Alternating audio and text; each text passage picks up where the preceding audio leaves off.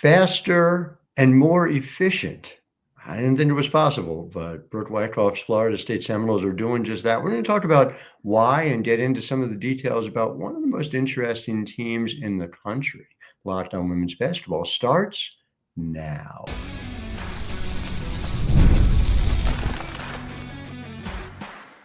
You are Locked On Women's Basketball, your daily podcast on women's basketball. Part of the Locked On Podcast Network, your team every day. Hi there, everyone, and welcome to Locked On Women's Basketball. I'm your host, Howard Megdal, and I want to thank you for making us your first listen every day. More than 300,000 of you showed up in December 2024 alone to listen the way we show up for you 6 days a week. And of course, it is not just me, it is the incredible team across the board over at The Next, where we have over 100 reported pieces every single month on the past, present, and future of women's basketball. Sign up today, $9 a month, $72 a year. Get them all delivered right to your inbox. It is the constant coverage of women's basketball we have always needed, and it is here. And Lord knows we spent a lot of that time talking about Florida State and Brooke, your team. I just want to sort of frame it so people understand it, because we've talked about this. This is a pet peeve of, I know, yours and mine. It is elite offensively. It is elite defensively as well, which is often masked by the pace. You are somehow playing at a faster pace than even last year. You're north of 80.4 per 100 possessions. Just take me through how you managed to find another speed for this team. Yeah, right. Who knew it was possible? But I think at the end of last season, I felt like we could play faster. We could create more possessions, and that would come through changing our defense. And I really felt, as did my staff, that we needed to take a step defensively if we wanted to reach the levels of success where we want to be and deep into March. And so what that meant was to match our pace as best as possible on the defensive end, turn up the pressure, try to get more steals, and create more possessions for us offensively, because that is our strength. So we've been doing that. We've been learning how to do that, and I'm really pleased with our progress. It's so interesting, and you see sort of the end point for those of us who are watching it externally. But how do you reconstruct your defense? Like, what goes into that? Where do you figure out how to do it? Are you taking a little bit from here and there? Just kind of take us through that process. Yeah, it's been a really fun journey. Morgan Tolles, who's on my staff, she is our defensive coordinator. And so she and I just pretty much right after the season started talking about, what we wanted to do and what kind of defense we wanted to play, what we wanted to create. And what we found was a really, really cool system that's been around for a long time.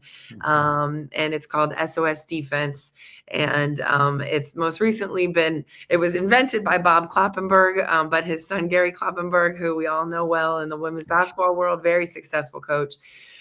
He essentially taught it to us. We got in touch with him and it just loved what it brought. And I thought that it matched what we were looking for, just to disrupt, to create steals, to create turnovers, to create bad shots by the other team.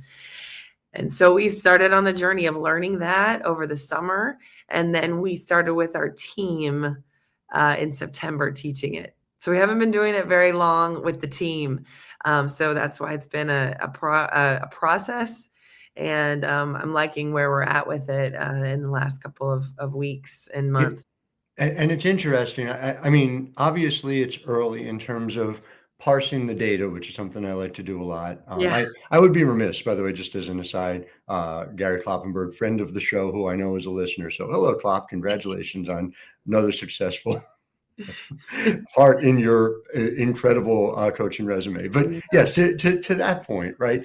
You guys are already top 100 now in defensive points per possession, up about 100 slots from where you were last year. So I mean, how far along do you think the team is, and how do you measure what that success ought to look like? It's hard Yeah. when you're taking data from effectively 35 games over this period of time with, kids 18 to 22 figuring it out. Yeah. Yeah, and that's a great point. I think that's when, we've had rough games. I mean, one last night, we didn't perform well on the defensive end against Stanford. But overall, when you're looking at the data, I do love that comparison of where we were last year at this time. Mhm. At this point in the season, you do have a good chunk. You've played kind of a similar, you've had a similar road season wise and opponent wise at this point, and we're better. And so that's what I try to focus on most when we have our bumps in the road. But also, what kind of things are we creating? I mean, we can look at the hard numbers of the steals. How many steals are we getting? That has increased. And how many turnovers we're forcing. So that's what I like to look at. Also, just our angles, our understanding. Okay, we may get beat on something, but where's our angle right on that? Or do we just have a miscommunication in rotations? Those types of things. What does our pressure look like? Are we up on the ball when I'm watching the film? Those types of things are where I'm looking at just our technique. It's so interesting when you talk about turnovers. And again, for our listeners, we're recording this on the Friday in between Stanford and Cal on your schedule. This is going to run Tuesday after the Cal game. You're on the traditional ACC trip to Stanford and Cal, which we'll get into Yes. in segment two. Yes, the Yeah. the well-known ACC Right. trip to Stanford and Cal. But, even to your point about generating more turnovers, and you guys are top 100 now in the country in turnover rate. You're generating north of 20 per game coming into that Cal game. It feels like that's so significant. I talk about on the show all the time that basketball is math in so many different ways. For a team that is as good at protecting the basketball as you guys are, it just feels like you're just creating this additional margin in terms of possessions between the two teams. Is that sort of the thinking that goes into it? That's exactly the thinking that we want that turnover margin to be as wide as possible, because that is another one of our strengths that because of the low turnovers. I mean, we're just trying to create shots. We have some really talented women on this team, as you know, who can put the ball in the basket. So the more shots that we can create. Whether it's because we're taking care of the ball, because we're getting steals and turnovers, that's what this defense really has done. It is allowed us to create more offense, and I think that's why our players really have bought into it. It's not just it's not just about what we can take away from the other team. It's about what we can create for ourselves out of this defense. And specifically what you are creating in those scenarios, a lot of times transition leads to shots at the rim. In fact, and as listeners probably know, greater chance of getting shots at the rim on a turnover, especially a live ball turnover that you're able to generate. You guys being so good at finishing at the rim, is that sort of where it connects? Because, we'll talk more about this in segment two. This team is somehow significantly better offensively this year than it was last year. Yeah. Yeah, it is. That is, we have three phenomenal rim finishers on our team. And so, that is what, and those players also, those three, Michaela Timpson, Ta'Niya Latson, and Amari Gordon, they are also the ones that are generating the most steals as well. They are grabbing steals and getting out and being able to finish at the rim. So, that it's fun to play that way. We can, and it does. It just helps those individual players in our team be even better. And you can't foul them because you guys are 11th in the country in foul shooting as well. So it's north of 79%. So a lot more to talk about, sort of the specific greatness of Ta'Niya Latson, the way in which this team has found another level offensively in segment two. Back with much more with Brooke Wyckoff. I am Howard Megdal. You are listening to Locked On Women's Basketball. Locked On Women's Basketball is brought to you by Wayfair. like after the holiday hustle, there's nothing like giving your home a little TLC. I always find that decluttering and refreshing my space helps me getting back into a routine and feel a little more festive when we do it. So whether you're tidying up, clearing out, or just want to give your space a fresh look, Wayfair has everything you need. There's free and hassle-free delivery, even for the larger items. Wayfair's site is easy to navigate, and I found everything I needed in no time. So give your home the refresh it needs with Wayfair. Head to wayfair.com right now. That's WAYFAIR.com. Wayfair. Every style, every home. Locked On Women's Basketball is brought to you by Hungry Root. And if you're like me, when it comes to grocery shopping, meal planning, here's the issue. You just don't have the time, right? Between work, life, trying to eat healthier, I was constantly feeling stressed out. You go to the grocery store, try and buy things. Ultimately, you get things you don't need, no time to actually cook them. It's so frustrating watching those things go bad before you have a chance to eat them and wasting your money in the process. Hungry Root does it a different way. It's an easy way to eat healthy without all the stress. It is a personal shopper and a nutritionist all in one. Every meal is ready in 15 minutes or less. Quick, healthy meals that actually taste great, all delivered straight to my door. It's a huge time saver and has made healthy eating so much simpler. And now you can get Hungry Root too for 40% off your first box and a free item in every box for life. Just go to hungryroot.com/lockedonnba and use code LOCKEDONNBA. That's hungryroot.com/lockedonnba, code LOCKEDONNBA to get 40% off your first box and a free item of your choice for life.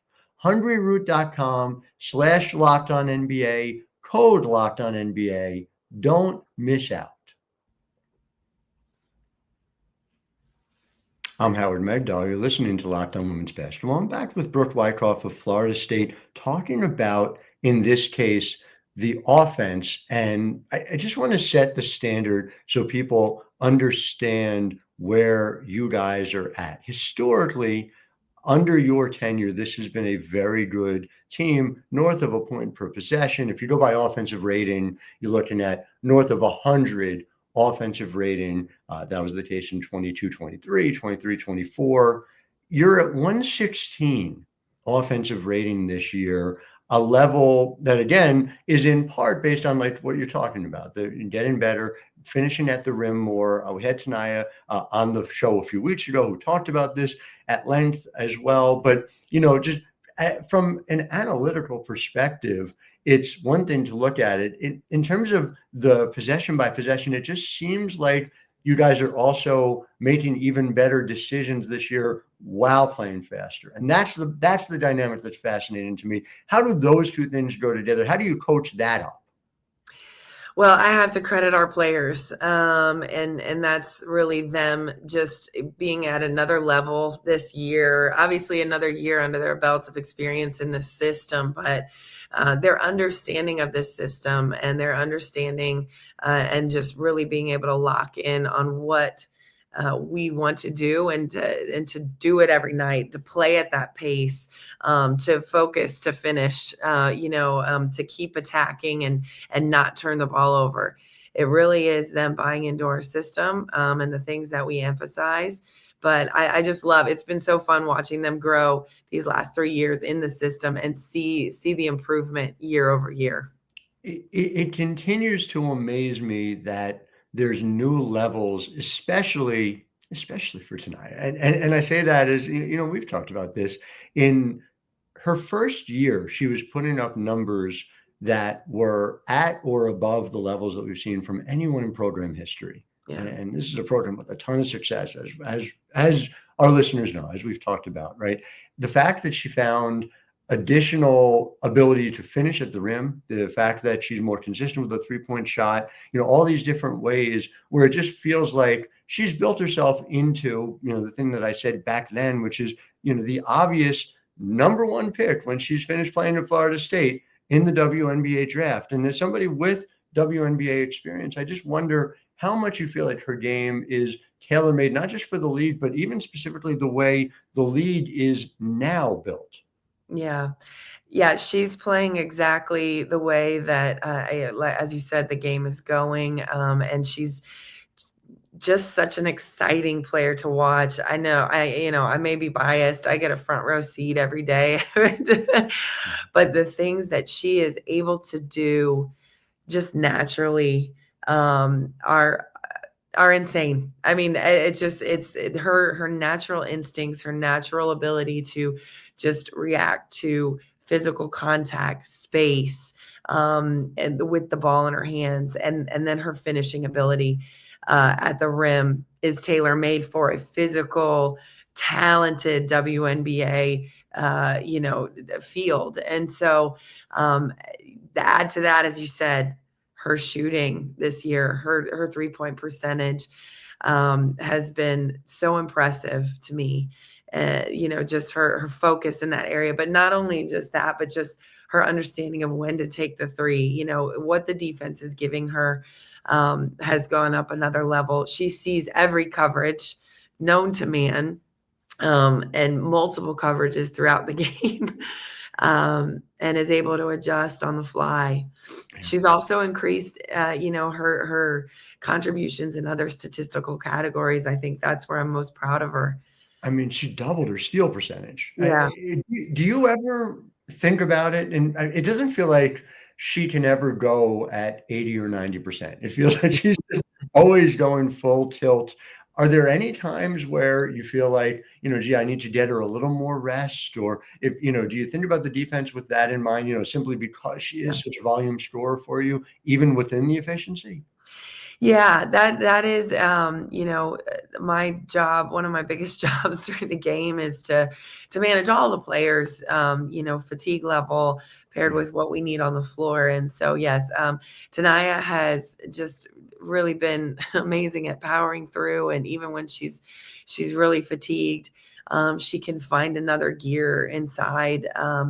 And so, yes, I would love to get her some more rest at times. Last night, for example, was one that I wish I could have found her a few more minutes of rest there. But she does. She does. She goes so hard, but she can find that next gear even through fatigue. And it's fascinating to watch. And I'm just fortunate to have a player like her to coach. I do want to point out, because I think it's worth noting, and it ties into the next place I want to go with you on this, is that she's at 28.4 minutes a game. She's below 30.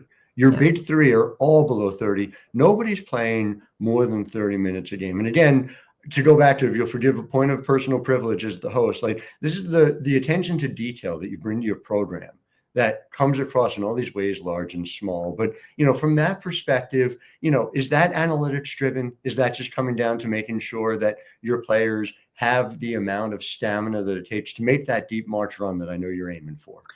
Yeah, I think the analytics driven part is in practice and also in the games. We use the GPS trackers, as so many programs do these days. I rely heavily on those analytics and with our sports performance team, and their input, using that data of how are we preparing these women to play if they were to play over 30 minutes, like, and some of them last night did against Stanford, again, another example of that. So we really, really tailor our practices, our workouts, our lifts, how we prepare in between games based on that data so that they are fresh in game. And again, to that point, it's not about, are they playing over 30 in a particular game, right? It's a cumulative thing. I would imagine both in games, but in practices as well. So when you think back about your playing career, I mean, how different is it to be, from then to now? And listen, I'm talking to somebody who remembers you well as a player. So, but it's amazing. It feels like there's just been this quantum leap forward on that front. Yeah, I'm really just happy that we have this data. I mean, because these women, I mean, are playing at such a high level. I really believe the game. We all know the game has progressed since I was playing. It continues to evolve. It continues to, become more physical, become faster. The athletes are just continuing to just impress us with the things they're able to do. That plays it up, it puts a toll on the body. The other thing is there's more opportunities than ever to play basketball for women, which is an amazing thing. But it means that from a young age now, these players are pulled in many, many different directions. They're playing a lot, taking care of their bodies. And we see it obviously at the highest level in the NBA. That is a huge point of focus for them. And I'm so glad it's trickled down here so we can get the most out of these players and they can have a lot of as injury-free as possible longevity in their career. So you didn't have a GPS in practice? No, no cell phone, no laptop. No GPS tracker around my waist back then. A great time, but a different time. That's for sure. Well, I do want to talk about that bigger picture and about gratitude too, and the bigger picture for women's basketball in segment 3. So back with more with Brooke Wyckoff, Florida State. I'm Howard Megdal. You're listening to Locked On Women's Basketball.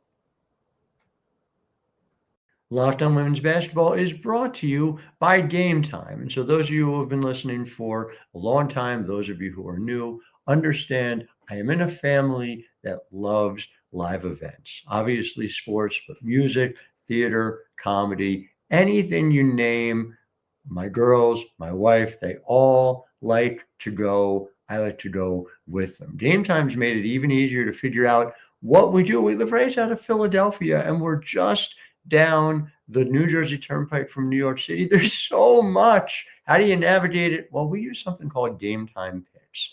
It filters out the fluff to show you the incredible deals on great seats so you don't have to waste time searching through all the thousands of tickets. Take the guesswork out of buying tickets with Game Time. And by the way, save while you do it. Download the Game Time app, create an account, and use code LOCKEDONNBA for $20 off your first purchase. Terms apply. Again, create an account and redeem code LOCKEDONNBA for $20 off.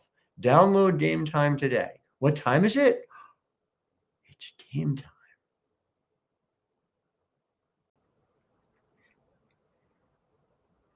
Howard Megdal here with Locked On Women's Basketball with Brooke Wyckoff talking about Florida State and the bigger picture now. And so you talked about having a front row seat to watching Ta'Niya Latson play. And I know you as a student of the game and a junkie when it comes to basketball, you have to at some time, I would hope, get to separate a little bit from the day-to-day of coaching and being able to see that. Have you had like that wow moment, or does the way in which you coach kind of preclude that from being able to happen? How do you do that? Yeah.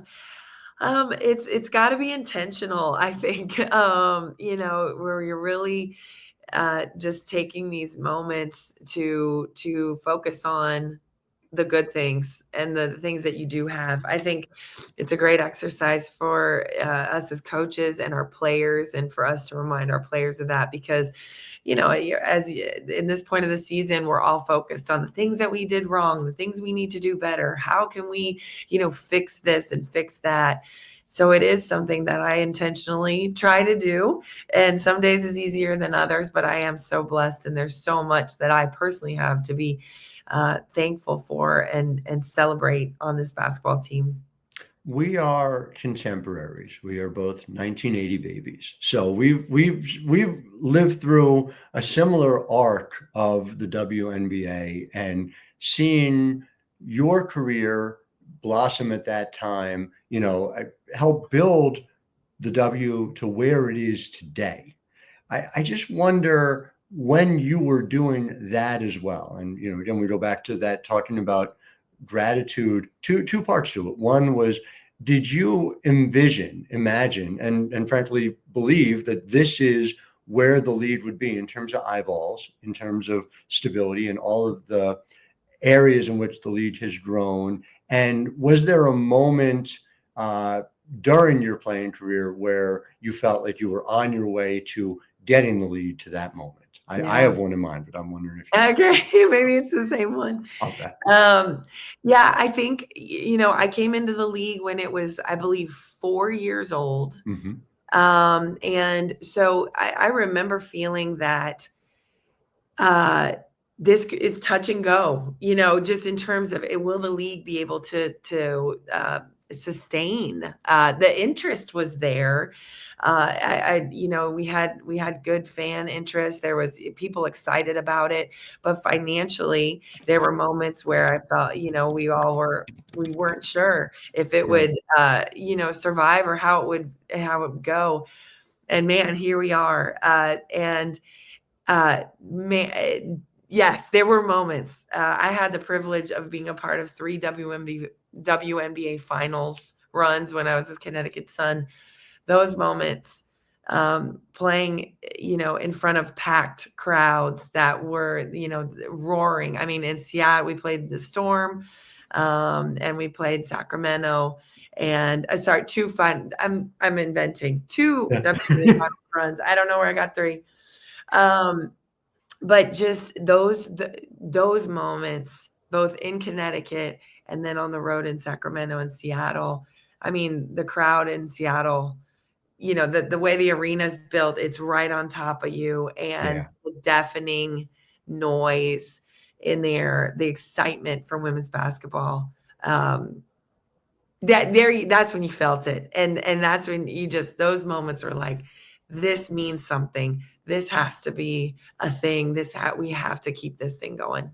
I remember the shot that sent the game to OT in 2005 at Mohegan Sun. And that doesn't feel like very long ago to me, but somehow that was 2005. Somehow that was 20 years ago. I know. But again, to that point, to experience those years, it has to be extra satisfying in this moment, right? To see this is a league that's on the cusp of a new collective bargaining agreement. This is a league that is seeing more and more eyeballs on it. It also, from a Florida State perspective and from your alma mater perspective, is a chance to do some things that would rewrite the record books that, frankly, you wrote in a lot of ways. And so I wonder how much pride you get in knowing that you've kind of come full circle in that way. You've got a group here that, again, is on the cusp of some truly revelatory accomplishments. Yeah, it's a huge blessing, and it's something that I am very grateful for every single day, to come full circle, to have built, my career at Florida State and gone on, and now to watch these women doing the same thing at my alma mater, building a legacy here at Florida State, making history, and then being poised to go on to do great things post Florida State, in the league and overseas. I never expected this would be my life path, and I am so thankful that it is. Coach, we're so grateful that you're here and part of the game, and we're so happy to see all your success. We wish you nothing but the best, and it really encourage anyone and everyone to go check out this team, which is somehow playing faster and more efficiently than ever before. Thank you for your time. And to our listeners, thank you for making us your first listen every day. We'll be back with you tomorrow, as we are 6 days a week. So until then, I'm Howard Megdal, wishing all of you a wonderful day.